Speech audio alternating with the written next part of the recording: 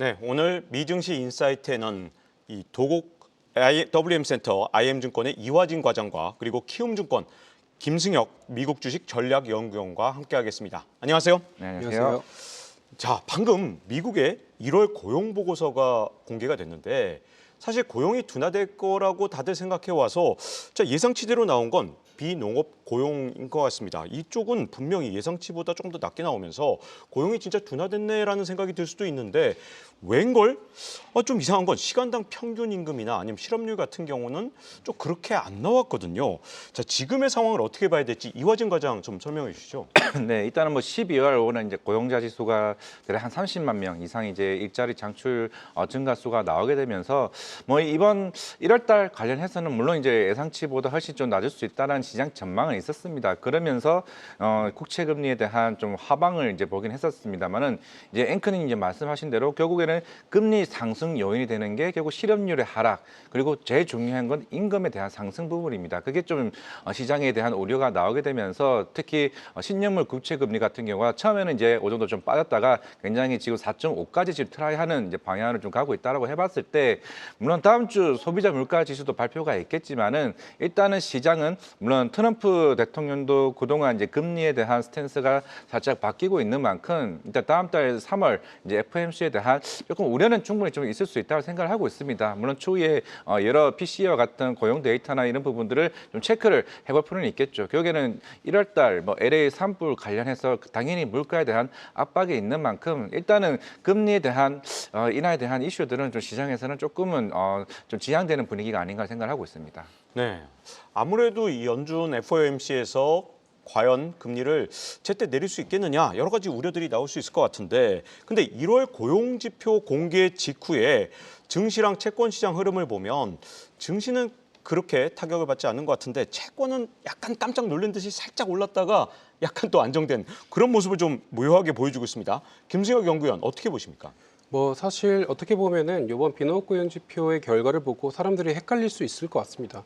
근데 이거는 조금 더 이제 저희가 안으로 좀 들어가 보면 비농업 고용 지표의 기업 그 고용자 수, 그러니까 취업자 수는 결국엔 기업을 대상으로 하고 있는 조사고요. 그다음에 실업률 같은 경우에는 가게를 대상으로 하는 조사입니다. 내가 회사에 다니냐에 따라서 비농업 고용 지표가 저희가 결과값을 알 수가 있는 거고요. 실업률 같은 경우에는 결국 자영업이라든가 프리랜서 이런 사람들까지 전부 다 포함하고 있는 거고 이 두 개가 반대가 나왔다라는 거는 그러면 표본이 우선 다르기 때문에 한 달 정도는 반대가 나올 수 있다라고 저는 말씀을 드리고 있는 상황이고요. 다음 달이나 그 다음 달로 넘어가면은 결국 수정체가 되면서 그 전체적인 추세는 한 방향으로 일치하게 된다라는 말씀을 우선 먼저 드립니다. 그리고 두 번째로는 그렇다면 고용지표, 그러니까 취업자 수와 실업률이 내려간 것 어느 쪽에 우리가 좀 더 포커스를 맞춰야 되느냐라는 건데 저는 지금 채권 금리가 다시 한번 오르고 있는 것만큼 실업률 하락 결국 이거에 좀 더 초점을 맞춰야 된다라는 말씀을 드리는데 왜냐라고 하면 저희가 이제 임금 평균 상승률이 지금 YOY와 MOM 둘 다 올랐습니다. 전년 대비와 전월 대비 둘 다 조금 더 높아진 상승률을 보였고요. 경제활동 참가율 역시도 좀 더 높아졌습니다. 이런 거는 결국엔 실업률이 4.1%가 예상됐지만 4.0%를 기록한 것과 결을 같이 하고 있는 상황이거든요.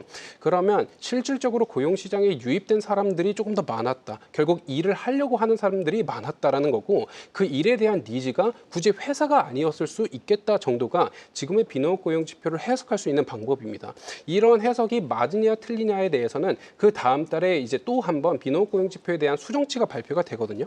그 수정 수치를 저희가 누적해서 보면은 좀 더 알 수 있을 것 같고 최근에 이런 비농업 고용 지표뿐만이 아니라 저희가 이제 아틀란티스 연은에서 웨이지 그로스 트래커라는 걸 공개를 하거든요. 거기 보면은 제가 개인적으로 좀 중요하게 보고 있는 지표 중에 하나가 이직자에 대한 평균 임금 상승률과 비이직자의 평균 임금 상승률의 차이를 좀 저는 눈여겨보고 있습니다. 과거 고용시장이 한참 과열되었다라고 얘기를 했을 때 이직자의 평균 임금 상승률이 훨씬 높았거든요. 근데 그게 최근에는 거의 차이가 0.1%밖에 차이가 안 나는 거의 수렴이 되고 있는 상황입니다. 네, 근데 좀 시장에서 특이한 건요. 국채 금리 같은 경우는 이것 때문에 영향을 받아서 갑자기 올라가기 시작했는데 지금 아직 프리장이긴 하지만 나스닥 지수나 아니면 이런 것들 풀이장에서 지금 현재 오히려 상승 반전됐단 말이에요. 증시 흐름은 좀 반대인 이유는 또 어디에 있을까요? 우선은 증시에 대한 흐름 자체는 본장이 시작된 이후에 사실 좀 더 카운팅이 되겠지만 지금의 이제 비농업 고용 지표를 어떻게 해석해야 하느냐에 대해서는 아직까지 의견이 좀 분분할 것 같아요. 제 개인적인 판단으로는 지금 최근 주식 시장에 대한 자금 흐름을 보면은 빅테크에서 돈을 조금 빼가지고 모멘텀 전략으로, 그러니까 중소형주 업체들에 대한 어떤 급등주를 많이 이제 자금을 투입하는 그런 흐름을 보였거든요. 그렇기 때문에 지금은 어느 정도 추세를 좀 따라가야 되는데 아직까지 주식 시장에서 추세가 만들어지지 않은 상황이다라고 했을 땐 내 돈을 함부로 어디에 넣기가 좀 어려운 상황이지 않나. 그래서 어느 정도 분위기를 좀 보고 있는 상황이다라고 보고 있습니다. 네. 이번 주는 뭐 다른 무엇보다도 트럼프 대통령의 관세 정책이 최대 이슈였는데 캐나다와 멕시코에 대해선 관세를 유예했는데 과연 한 달 뒤에 진짜 관세를 매기게 될지 이것도 좀 궁금하지만 중국의 또 10% 추가 관세는 또 시행이 됐단 말이죠. 여기다가 향후에 EU에 대해서 관세를 매기겠다. 자, 이렇게 자꾸만 관세 정책이 남발되다 보니까 이거 혹시 트럼프 대통령 때문에 스태그플레이션이 유발되는 게 아니냐 이런 의견들이 미국에서 나오고 있단 말이죠. 자, 이화정 과장 어떻게 생각하십니까?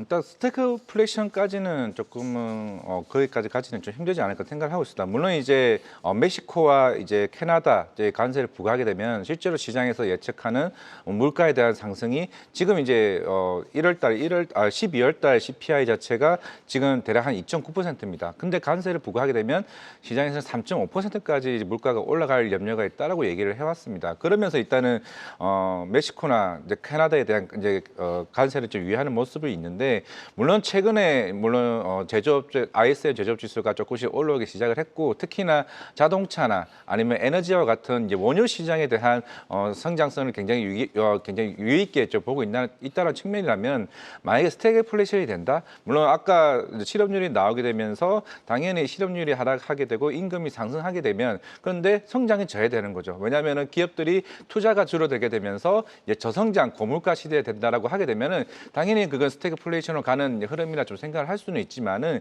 결국에는 트럼프 대통령도 이걸 분명히 좀 생각을 하고 있고 결국에는 미국에 있는 산업을 더 일으키기 위한 하나의 정책으로 관세를 이제 카드를 좀 쓰고 있다 좀 생각을 하고 있습니다. 그런 측면에서는 중장기적으로 봤을 때는 관세 부과에 대한 흐름보다는 자국의 산업을 일으키기 위한 정책을 좀 갈 수 있다고 생각을 하고 있기 때문에 결국에는 그동안 물가에 대한 부분들을 어느 정도 신경 쓰면서 좀 협상 카드로 좀 쓰지 않을까 생각을 하고 있습니다. 사실 캐나다하고 멕시코에 대해서 관세를 유예하면서 EU에 대해서도 이렇게 큰 소리 땅땅 쳐놓고 협상용 카드에 불과한 거 아니냐. 설마 미국 경제를 망치면서까지 뭐 관세를 과도하게 부과하는 건 트럼프 대통령이라 하더라도 무리가 아니냐 이런 주장도 있거든요. 이건 어떻게 생각하십니까? 네, 분명히 그렇게 생각을 하고 있습니다. 물론 최근에도 특히 방산만 보더라도 뭐 나토 국가에다 얘기는 하고는 있지만은 그건 결국에는 우리 방산 무기 이제 수입을 해달라. 자, 그런 측면을 좀 생각을 하고 있는 흐름이고 워낙 그러니까 지금 트럼프 대통령은 각 산업마다 그동안 부진했던 물론 최근에도 무역 적자가 이제 이어지게 되면서 결국에는 기존의 제조업 분야에서 부진했던 산업들을 하나 둘씩 채워 나가는 이제 과정이라 좀 생각을 하고 있기 때문에 물론 처음에는 굉장히 강한 압박으로 그 나라들에 대한 굉장히 긴장감을 좀 유발하는 이제 측면이 있는 상황이긴 하겠지만은 결국에는 중간을 협상을 하는 측면으로서 이제 수익을 크게 극대화하는 흐름으로 좀 가지 않을까 좀 생각하고 있기 때문에 결국에는 우리가 먼 훗날 뭐 4년 이후든 5년 이후든 그때 한번 되돌이켜 봤을 때는 결국에는 서로가 좀 윈윈하는 전략으로 좀 가지 않을까 생각을 하고 있습니다. 네, 이 관세하고 또 함께 꼭 살펴봐야 되는 게 환율일 것 같은데요. 트럼프 대통령이 멕시코에 대해서 관세를 부과한다고 하자마자 멕시코의 페소화 가치가 급락을 했었거든요. 앞으로 트럼프 대통령이 진짜 세계 여기저기에 계속해서 관세를 부과하겠다 그러면 아무래도 다른 나라들의 통화 가치는 낮아지고 미국의 달러화 가치가 올라갈 수 있는 그런 가능성이 있는데 여기에 대해서 마침 미국의 재무부 장관이 뭐라 그랬냐. 트럼프 대통령 임기 내내 강달러 정책을 이어갈 것이라고 밝혔단 말이죠. 자, 이게 그동안 우리나라에서 보던 많은 전문가분들이 트럼프 대통령이 다시 집권하면 일기 때처럼 약달러 정책을 쓸 것이다. 이렇게 말했던 부분하고는 좀 약간 배치되거든요. 자, 앞으로 이 환율은 어떻게 봐야 될지 김승혁 연구위원 어떻게 보십니까? 네, 우선 원달러 환율에 대한 움직임을 저희가 예측을 할 땐 크게 두 가지 정도를 많이 보죠. 쉽게 말씀드리면 원화가 어떻게 될 거냐, 달러가 어떻게 될 거냐인데 달러에 대한 흐름은 이후에 달러가 계속 강달러로 가겠다라고 이제 아무리 미국 트럼프가 주장을 한다 한들 사실 만약에 유로화가 움직인다던가 엔화가 움직이면 상대적으로 추가적으로 더 강해질 여력은 높진 않다라고 보고 있습니다. 이미 되게 높은 상황이고 스코페센트 재정장관 같은 경우에는 생각보다 온건한 주의의 사람이란 말이죠. 어느 정도의 협상 카드를 통해서 관세 역시도 협상의 카드로 사용을 하고 있는 만큼 달러에 대한 어떤 인덱스의 추가적인 상승을 강하게 이끌기는 좀 어렵다라고 한다면 그럼 지금 상황에서 원달러 환율에 대한 반등 포인트 또는 하락 포인트를 뭘 통해서 봐야 되냐라고 하면 오히려 원화에 대한 움직임 중에서 봐야 된다라는 말씀을 드립니다. 원화는 생각보다 위안화와 되게 페어링이 많이 돼서 움직이는 상황이거든요. 근데 최근 중국 쪽 상황이 점차적으로 개선이 되고 있다라는 게 조금씩은 확인이 되고 있는 상황입니다.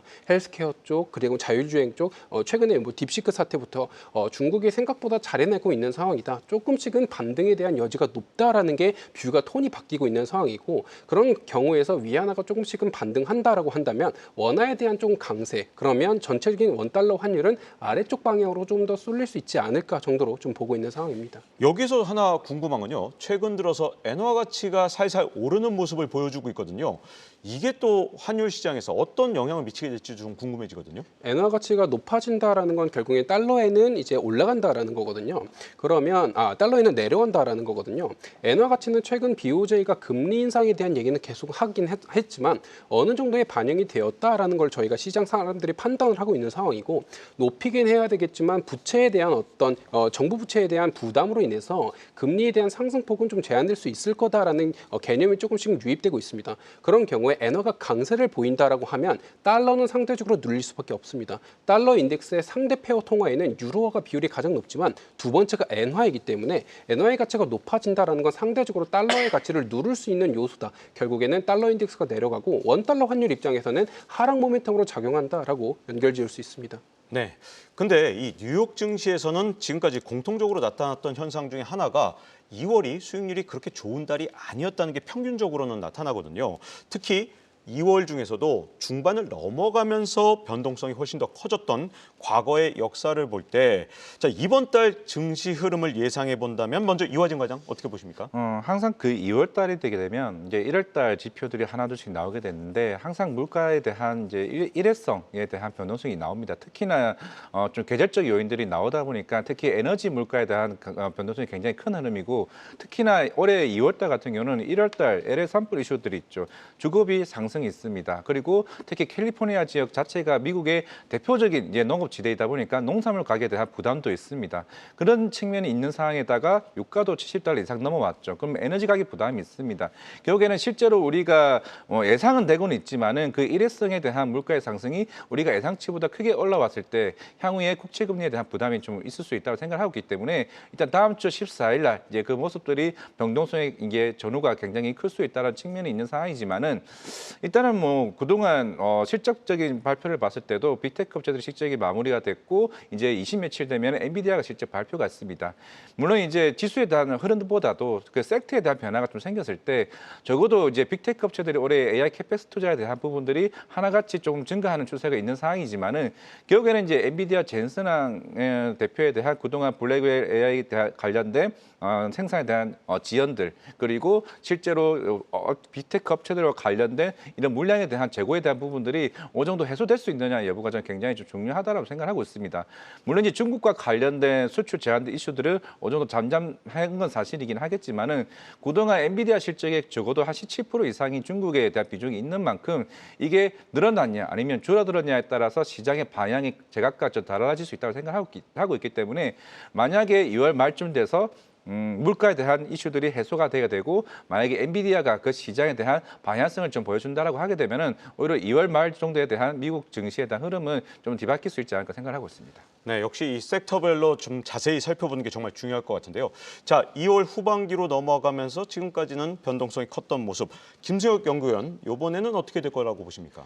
사실 이제 방향성 자체는 저도 비슷한 뷰를 가지고 있습니다. 2월 정도에는 어느 정도의 우하향 흐름을 보이겠지만 어느 어느 정도의 변동성을 보이겠지만 사실 하락에 대한 어떤 팩터는 크진 않을 거다라고 보고 있고요. 그래서 저희가 좀 더 주목해야 되는 건 안전지대를 찾아야 된다. 변동성이 큰 상황에서 우리가 어디에 잠깐 머물러야 안전할 것이냐. 여기 보면 주목할 만한 섹터가 무엇이냐를 저희가 좀 더 보는 게 중요하다라는 말씀을 드리는데 1월을 보면 가장 좋은 수익률을 보인 산업은 헬스케어고요. 세부 산업, 직스 레벨 2 기준으로 봤을 땐 은행 섹터가 가장 좋은 수익률을 보였습니다. 두 개 다 어떤 쪽에 수혜를 받았느냐라고 하면 점차적으로 M&A 시장이 활성화가 되고 있다. 그리고 친기업 인사들이 대거 유입되고 있다. 그렇기 때문에 자금에 대한 이동이 좀 기업에 대한 합병 이슈로 조금씩은 커지고 있는 상황이다라는 게 최근 분위기를 조금씩 주도하고 있습니다. 또한 스타일 전략으로 봤을 때 모멘텀 전략이 가장 좋은 수익률을 보였다라는 거는 이제 주도주에서 잠깐 돈 빼가지고 다른 데 조금 갑자기 급등할 수 있는 특히 M&A 이슈로 많이 오를 수 있는 금융 섹터라든가 제약바이오 쪽 섹터에 우리가 잠깐 스테이킹 해두자라는 콜이 조금씩은 들어오고 있다라고 볼 수 있는 상황이거든요. 그렇기 때문에 2월 들어서는 M&A 관련된 이슈 그리고 기업의 인수합병 관련된 이슈가 좀 더 저는 긍정적으로 작용하고 관련된 섹터가 주목해 볼 만하지 않을까라고 생각을 하고 있고 이미 이제 골드만삭스라든가 JP모건의 그 실적 발표를 봤을 때 그들의 ECM에 대한 어떤 그 자금 유입이 이미 많이 되고 있습니다. 즉 주식의 인수 발행 그리고 M&A 관련된 기대가 높아지고 있다는 거거든요. 그런 거에 대한 어떤 영향력이 점차적으로 발휘되지 않을까라고 보고 있습니다. 네, 이렇게 지금 고용지수 오늘 나온 지표부터 시작해서 환율 그리고 미국의 2월 증시 전망까지 종합적으로 알아봤습니다. 자, 이화진 과장, 김승혁 연구원 나와주셔서 감사합니다.